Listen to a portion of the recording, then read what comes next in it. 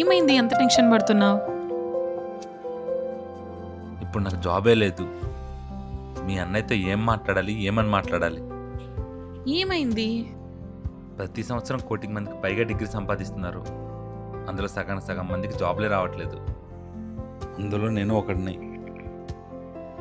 మిగతా సగం మందికి జాబ్స్ ఉన్నాయి కదా, దాంట్లో నువ్వెందుకు లేవు? నీకు నిజంగా జాబ్ కావాలా?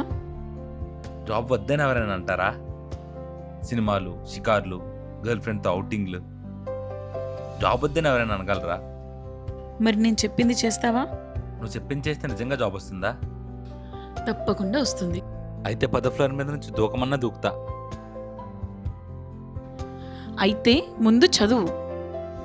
దానికంటే 10వ ఫ్లోర్ మీద నుంచి దూకడమే బెటర్ అండి బాబు. ఏమైంది? చిన్నప్పటి నుంచి నాకు పుస్తకాలు చూస్తేనే చిరాకు. ఏం చేయాలో అర్థం కాదు. అసలు చదవాలని ఇంట్రెస్టే లేదు. నేను ఏదో జాబ్కి అటెండ్ అవుతున్నాను తప్ప ఒక్క ఇంటర్వ్యూ కూడా రాలేదు. మీరేమో జాబ్ ఇప్పిస్తా అంటున్నారు. వింటుంటే గాల్లో తేలుతున్నట్లుంది.